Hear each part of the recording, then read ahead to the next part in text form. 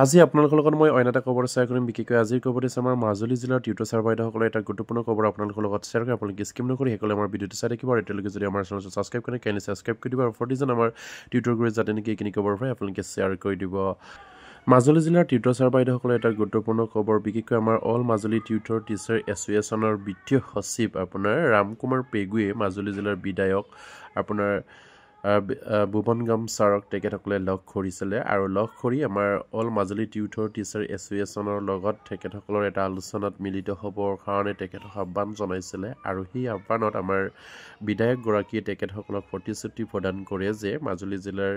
যেতিয়াই গুণোৎসৱ শেষ হ'ব সেই গুণোৎসৱ শেষ হোৱাৰ পাছতেই আমাৰ মাজুলী জিলাৰ টিউটৰ এছ'চিয়েশ্যনৰ লগত আমাৰ বিধায়কগৰাকীয়ে এটা গুৰুত্বপূৰ্ণ বৈঠক মিলিত হোৱাৰ কথা তেখেতসকলে আমাৰ টিউটৰ ছাৰ বাইদেউসকলক আশ্বাস প্ৰদান কৰে বুলি কৈছে বিধায়কগৰাকীয়ে আৰু সেই খুবেই এটা গুৰুত্বপূৰ্ণ খবৰ যিহেতু আমাৰ মাজুলী জিলাৰ টিউটৰ ছাৰ বাইদেউসকলৰ যিখিনি আপোনাৰ এৰিয়াকে লৈ তেখেতসকলৰ গুৰুত্বপূৰ্ণ সমস্যাখিনিক লৈ আমাৰ মাননীয় বিধায়কগৰাকীৰ লগত তেখেতসকলে এটা আলোচনাত মিলিত হৈ টিউটৰ শিক্ষকসকলৰ সমস্যাখিনিক তেখেতসকলক অৱগত কৰাৰ আমাৰ এছ'চিয়েশ্যনৰ ফালৰ পৰা এটা গুৰুত্বপূৰ্ণ বাৰ্তা আমালৈ প্ৰেৰণ কৰে যিহেতু আমাৰ টিউটৰ ছাৰ বাইদেউসকলৰ গুৰুত্বপূৰ্ণ সমস্যাৰ আজি হয়তো আমাৰ সকলো টিউটৰ ছাৰ বাইদেউসকলে গম পায় আৰু সেয়ে আমাৰ শেহতীয়াকৈ আমাৰ যিসকল টিউটৰ ছাৰ বাইদেউসকলৰ সমস্যাক লৈ তেখেতসকলে আমাৰ বিধায়কগৰাকীক আমাৰ যিটো বাজেট অধিৱেশনৰ দিনা আমাৰ সমস্যাক লৈ বিধানসভা অধিৱেশনত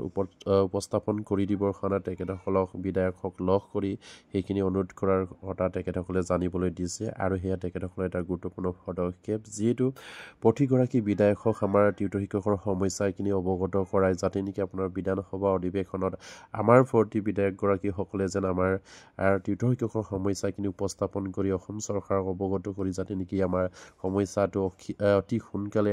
অসম চৰকাৰৰ মাননীয় মুখ্যমন্ত্ৰী আৰু শিক্ষামন্ত্ৰীয়ে যেন সমাধান কৰাৰ এটা এটা সিদ্ধান্ত ল'ব পাৰে আৰু সেয়ে তেখেতসকলে আমাৰ মাজুলী জিলাৰ বিধায়কগৰাকীক আমাৰ